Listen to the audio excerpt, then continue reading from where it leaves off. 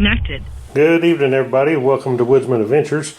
Today I'm going to be doing a skid plate install, or some people call them bash plates. I call them skid plates.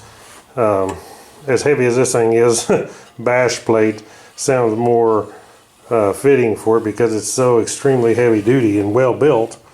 I can't imagine anything tearing this thing up. But this is from B&B Off-Road Engineering. It looks like it has stainless steel mounting brackets on both sides and extremely well built. One thing I noticed too, turn it over here, is the way these holes are recessed in here. So your bolts are going to be down inside here and not sticking out where they can catch, because you don't want anything on a skid plate when you're skidding over rocks and logs. You don't want anything to catch and hang you up. This plate here, when you go over a log or rocks or anything, it'll just skid right across it without hanging you up and getting you stuck on a log or whatever. Same way with these back here, these bolts. You can see these Allen bolts, how they set in here, and this is to protect them. So well built. I mean, check out the welds. Check out the welds on this thing. How extremely good the welds are. Very well built skid plate. The welds they do a very good job. They are masters with aluminum, that's for sure. They build all kinds of products, not just for Africa Twin. They build all kinds of stuff. You can actually check out their website. I got a thing right here at www.boffroad.com.au. But check them out. Comes from Australia, and these guys definitely know how to work aluminum and make good products. So we're going to get this dude installed. Looks like a really simple install, so I'll make a video of that. We'll see how it looks. Okay, from what it looks like to me, what we're going to need is a 6mm Allen wrench and a 5mm Allen wrench, a 12mm wrench, and a 14mm wrench. We'll find out if that's all we need when we get actually going on it. First thing we'll do is remove the factory skid plate, but we're also going to remove these brackets from here and put these two brackets here on the bike, and then we'll bolt these back to the skid plate when we get that done. Okay, first thing we're going to do to get started, we're going to remove these two front Allen bolts using the 5mm Allen wrench.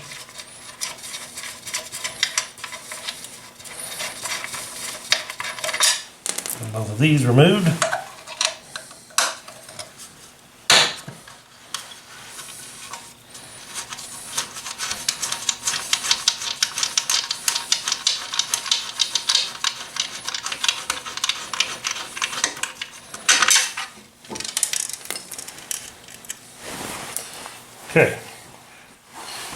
Okay, now right here by the shift lever we have another one.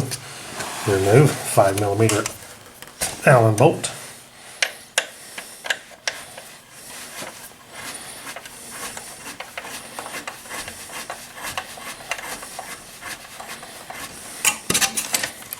The way this thing removes is when you take this out, you just pull that to the side. See the leaves from where I've been riding? Pull that to the side, it comes right off. Okay, now we're going to remove this bracket right here by removing these two 12mm bolts right here.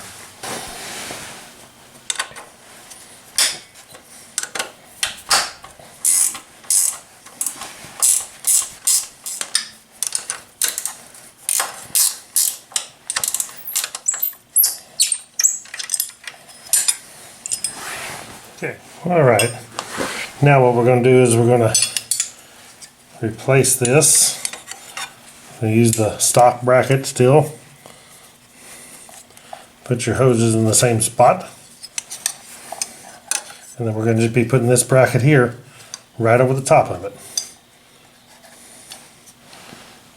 And they provided these bolts here, which are longer, because we're adding more thickness here, so we need longer bolts to maintain the strength.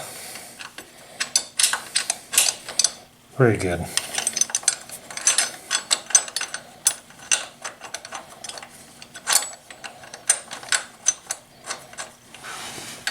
Now we'll be using the 6mm Allen wrench on this one.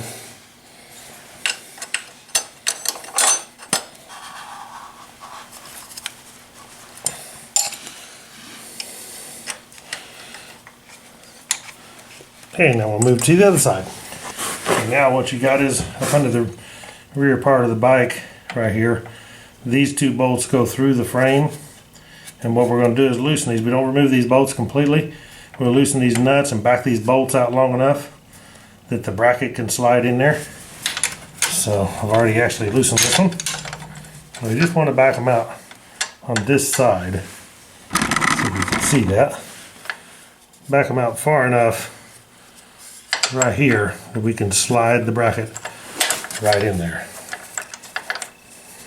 Okay, as you can see this bracket here, how it's notched, this is where we're going to slide that right up on those bolts. But now I want to make sure that you understand we need to, when we slide this up on there, we need to make sure the bolts are all the way down in these grooves.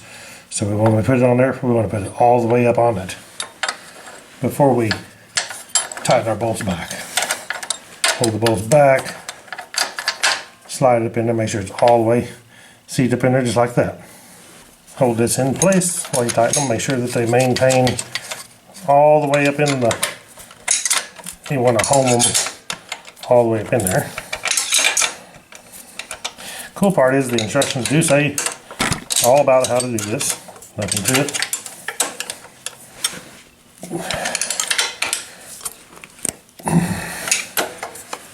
Okay, just like that. Now, the bolts are tight, bracket's nice and flat. We should be ready to stick the skid plate on. Alright, now, got my skid plate laid out here, or bash plate, as some people call it. Just raise it up. Use the supplied bolts that they send with it. These are going to be the 6mm Allen bolts. One thing I noticed too is how they send the, you can see the pad that they send that goes on the frame rails. Really nice touch to keep the vibration and noise down.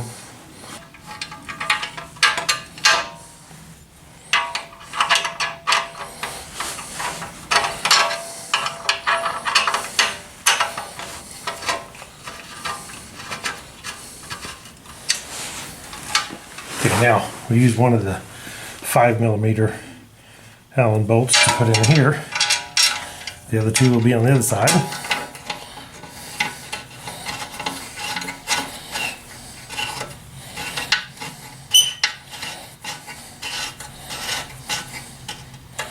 Like that. And I don't want to tighten it down all the way. I want to leave it a little bit loose so I can make sure the other bolts fit before I tighten it down.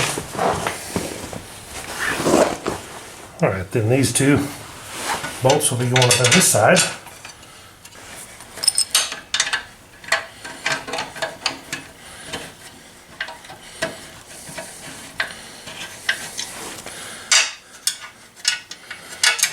Leave them in there. I really do like the fact that it's absolutely perfect fit. I didn't have to do no adjusting or nothing. As you can see, the bolts go straight in.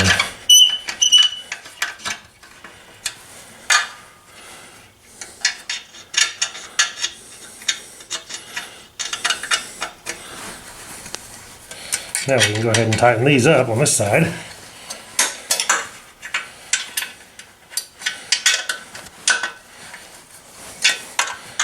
I'll do one final check of all the bolts after I get them all tight.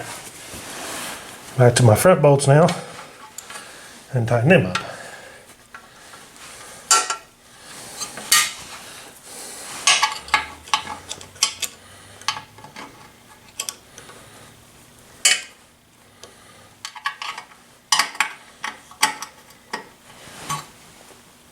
Okay, there's that one.